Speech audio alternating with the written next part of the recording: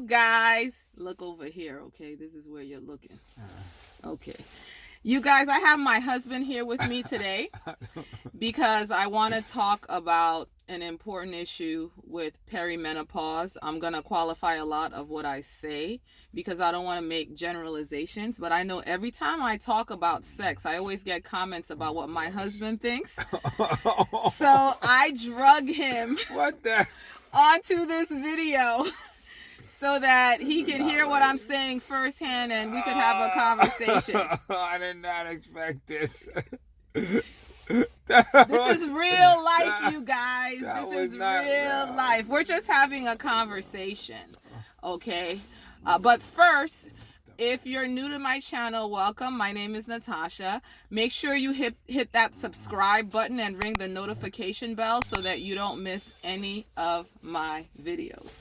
So one of the commonly known symptoms of perimenopause is low libido. And I've been sharing with the people online that I've been experiencing some perimenopause symptoms ever since I turned 40. It's okay to look at me, honey. You look like you're trapped in this conversation. I think this will really help because I feel like this is I think it helps us, but I also think it helps the people out there listening because, I mean, a lot of people are out there giving advice about sex. And I think a lot of times, especially in the... ask how it's going to help us. Well, honey, we'll get to that.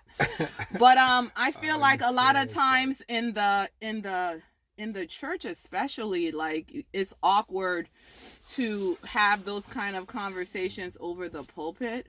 And so I love YouTube for the opportunity to bring that kind of conversation because I personally believe that, you know, as married people, we should be enjoying a healthy, thriving sex life with the frequency that's satisfying to the couple, right?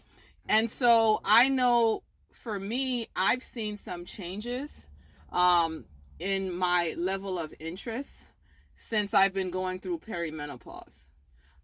In the past, would you agree that, you know, my level of interest did kind of follow a pattern according to my cycle?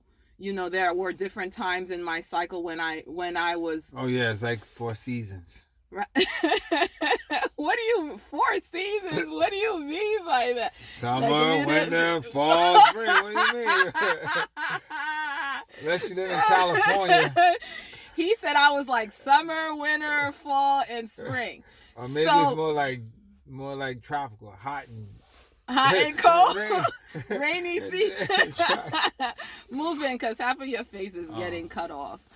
You know, yeah, like I'm transparent. I am affected hormonally during the month, and I noticed that, you know, in general, my level of interest has depended on where I am in my cycle. But I did always have a summer. I did always have a hot time, a time of high level of interest.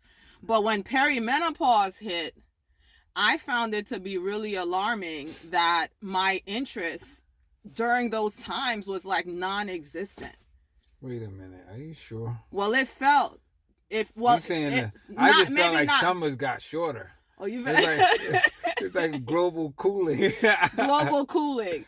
Well, like I just felt like at the times when I would... Can I just finish? I mean, I felt like the times where I knew myself to be highly interested when I shifted into perimenopause, those times were radically reduced, or in some months not there at all. See, you gotta let me explain it. Okay. See, you gotta let the person who's observing do the explanation. The person who's receiving. No, the person who's... Okay. No, this is good. You're right, because my perception could be one thing, you know, but how are you experiencing it? Okay, go ahead. Like I told you, it's like 4 seasons or maybe 2 seasons. But definitely, summer's gotten shorter. But I don't think it's all you though, to be honest with you though. Okay. But I think there's a role that I had to play. Like, so some wise advice I got from somebody. I give him his name, Apostle Randy Brown. Shout out Bread of Life, New York, Long Island. He did Wine Dance. He did this. We did a men's retreat, and he talked about this topic about when your wife goes through menopause, and he said that your role, you gotta. It's gonna be really hard, but you gotta become like a coach, where, you know, before you may have been on the court with your wife with the ball, you were the point guard. You got that has to change, where you're gonna have to like really just be a coach and a support, and you know, because she's gonna be going through things, and you're gonna have to sometimes just be able to just not, you know, try to take over and sometimes just not say anything, or just have to just suck it up. But that is, you know, you found that helpful for you. I found it difficult to do, let's be honest with you. Because I guess too, like, you know, I guess I'm getting older too, so I noticed that, like, as a man, when you get older, you know, especially like, so for men, most, like for many men, you know, you used to doing the same thing over and over and over and over and over again. Everything's routine, task, and so on. And so when you get to like my age, like 50 something, you used to know, where how things go. You know, even with kids, teenagers, you saw how I do with the kids. I mean, I got it I got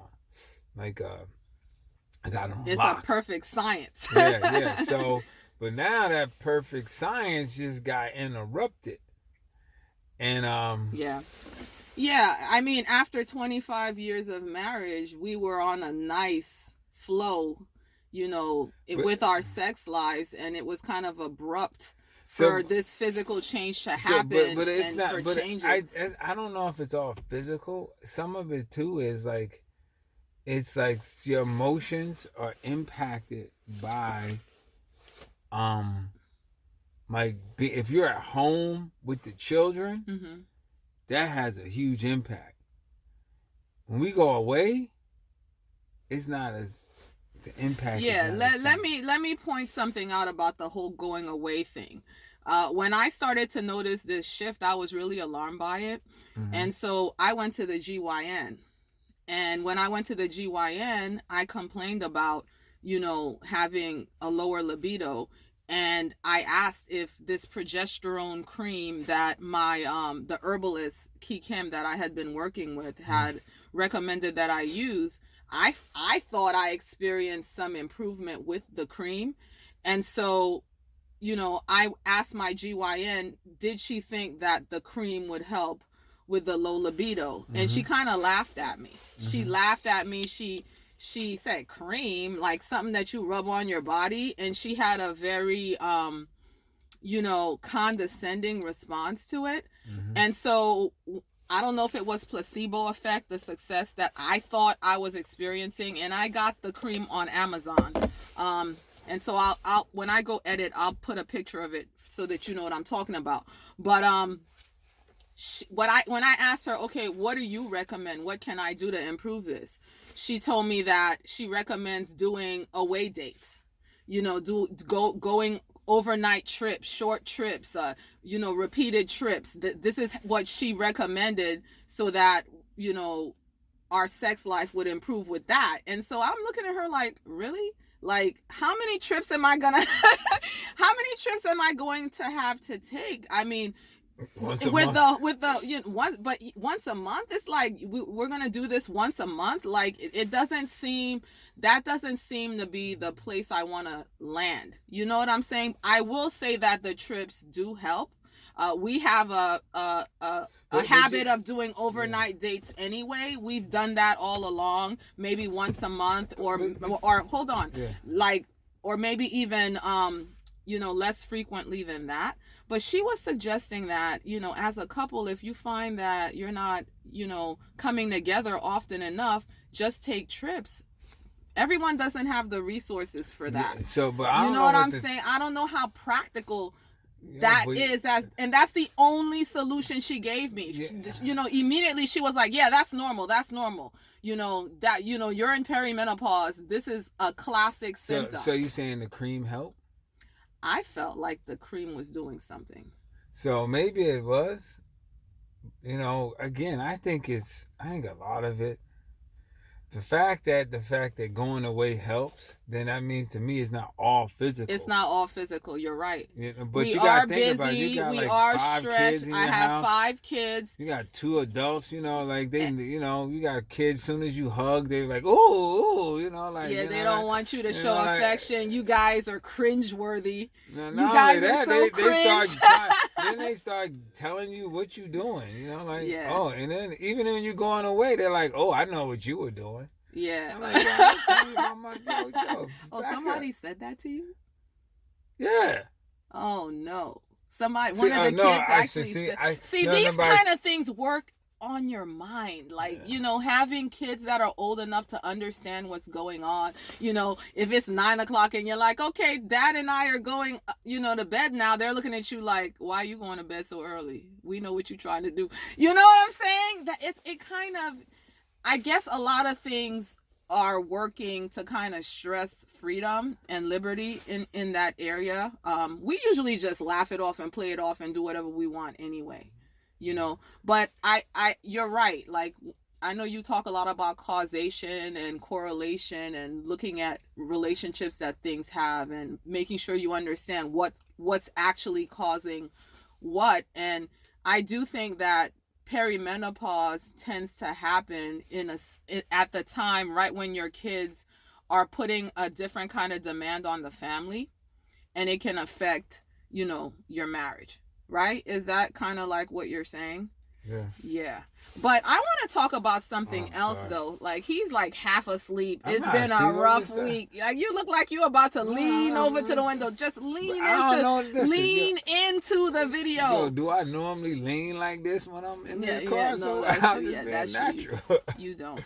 But that's another thing too. And would you say even for the man, sometimes in your career, and also too, like, as you get older, like as men get older, their sex drive diminishes somewhat. But why does it diminish? Is it a physical thing, or do you find like I've noticed for you, it's physical. It's physical, but I've also noticed for you that you have a lot more responsibility at work. You drive things more. You're a lot. You're working more hours. It's a higher level of stress. Do you think that could affect things at all? No, I don't think it. There's always like the mental, emotional challenge, right? So that's but if you combine that with just the overall lower sex drive, then that has a stronger impact. So imagine, like, it's like they kind of offset. If a dude is, this is why men can watch pornography. This is why men can go visit a prostitute, because they have such a need for sex. They'll fulfill it any kind of way, right? Now, so that's what was before. Like, not saying that's right. No, I'm not saying that's right at all. I'm just trying to just point out the situation. So imagine now. So for me, when I was younger, I probably had more stress when I was younger than I do now. You could tell, even like, but my sex drive was higher, so that stress didn't impact as much. Okay. But now the sex drive isn't as strong, but God always keeps that. It's not as strong, but it's plenty strong. It's not weak. It's not compared to, I guess, to yours. Well, I feel like mine has gotten weak, and I think we've had to communicate better, because I think in the beginning of this, you weren't necessarily reading my symptoms right. You know, you were thinking that, you know, my lower interest meant I had less interest in you, you know, or, you know, less esteem for you, or less love for you, or less passion for you. We felt less connected because for you, you know, I'm coming to learn that it's more than just a physical act because you have, you know, just these physical needs. It's also a way that you actually connect, you know, with me. So, you know, if we're not connecting, hey, why are you looking over there? Because I'm listening. Look over here. But I'm listening. Look, you look so sad. No, I'm listening. I'm actually listening. Okay, so that was deep. That was deep concentration. That was a concentration look. Yeah, I'm actually listening. Okay, could you look at me though as I say this, because I feel a little mushy. Oh. But and this seating, you know, this is is this. Yeah, I know. This is something that I became aware of. Yeah. That you know, like I always thought you have this physical need, and part of this is for having not the best view of sex based on how I grew up and the lack of positive role models. I just didn't realize how much the act was connected to how you viewed my esteem of you.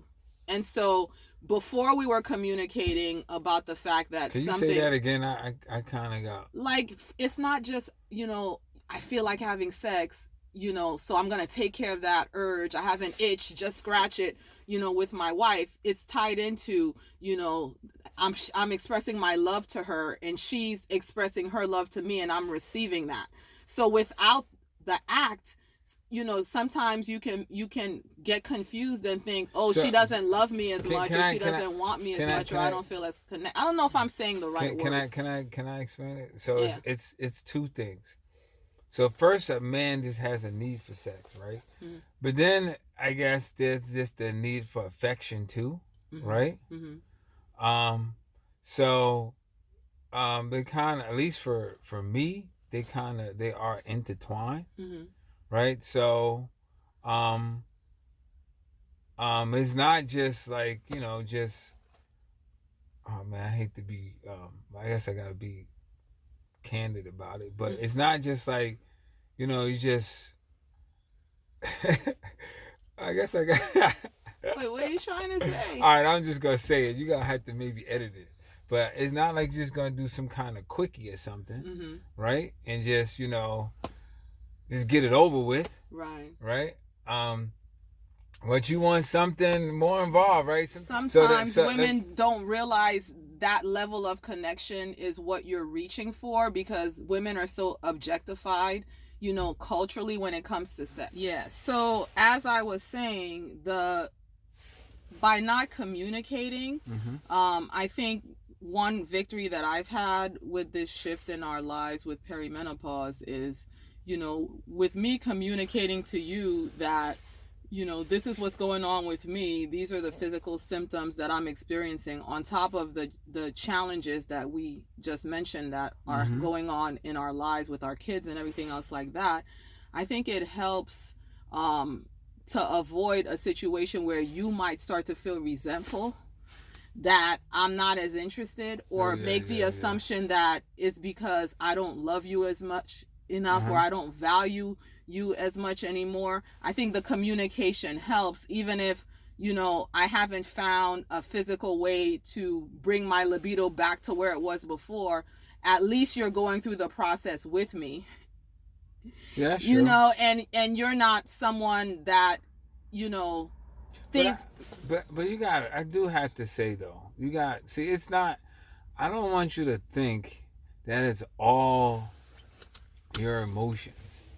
Mm-hmm. It's how I respond to your emotions too mm-hmm. that impacts you. Mm-hmm. Right? So I have to admit, probably for the past 6-8 months, I have not been responding well to your emotions. Mm-hmm. I'm gonna say something and I hope y'all don't get upset. You don't get upset. What? God told me what to do. Maybe about years ago. and it's been very difficult. He said, when sometimes you get emotionally irrational, because that's what happens. One of the symptoms I explained was PMS on overdrive. You know what the Lord told me to do? You have to ignore her. Mm. But if I ignore her, that's going to make it worse. But when I don't ignore you, I try to balance it with rationality, and that becomes like boom. No. Because and we start, okay. and then I think you need to qualify the ignoring, because I don't think the ignoring is exactly what you do. It's not like I'm in the room and you act like I'm not talking. The ignoring is not engaging in trying to win some kind of argument. And maybe it's the and I'm saying this. I don't know if, like you said, I can only say what God, because God talks to each of us based upon who we are. Mm-hmm. And to me, what he was saying was, how it may come out like that. But to me, because of the type of person I am, I'm very, I try to be objective. If you say something like sometimes you emotionally will make a statement that basically makes the assumption that correlation is causation. Now, right now in my life, he's a researcher. So I'm like, you know how it's not a good thing to say. I have to literally say, just act like she didn't say it. Okay. That's what I mean by ignore. Okay. Now, it doesn't mean that like you said, I don't pay attention. But to me, that God had to say it like that, so that you can understand, and so I could respond in a way that sometimes you could just let it drop, just let it fall to the ground. And also too, how God prepared me for this time is He had me memorize Luke 6:27 to Luke 6:26 to 32, I think it is. I don't remember exactly the numbers, but it's this passage where Jesus talks about, he talks about pretty much unconditional love. He says, "Therefore I say to you, love your enemy, do good to those who, do." I'm your enemy No, now. no, Perimenopause. But he had to tell me, because he had to condition my mind to think the way he thinks about love. Okay. That you don't have to have a great love for somebody based upon what they're doing for you. And if I only base my love based upon what you're doing for me, well, I am no better than a sinner. That's literally, Jesus says it. Yeah. That says that. Yeah. So, and if I want to be like God, I'm gonna have to be. And He says, "Be kind to unthankful and evil men." Now, obviously, you're not that, but I can't condition my love, and that's how He prepared me. And I have to be honest. I used to every morning recite that passage. I haven't been doing that as often. But maybe getting back into that. So I'm constantly reminded that. So when you're not doing that well emotionally, and you may say things that you didn't necessarily mean to say, that I don't necessarily respond to that. Right. And I literally can, because in that passage He says, if someone hits you on the cheek, turn the other one off, offer the other one also, right? So that's kind of like the ignoring to me. That's literally like ignoring. Like, you said something that really should make me just like, yo, what? That's just off. And just be like, it's all good. And just turn the other cheek, right? So you guys, as you can see, and we've tried to be really transparent about our relationship in this video. Perfection is not the goal, you guys. In fact, humility and honesty and staying before the Lord is the goal, I think, to success through this process and, with marriage in general. So if you guys have any questions on that issue, no, I haven't gotten to the point where I found a means to bring my libido back to where it was before. But I do notice that as we're more intentional about connecting with one another, it is better. Yeah. But I feel like communication and the willingness to deny yourself to a certain extent and care about the other person, where the other person is, has helped us a lot.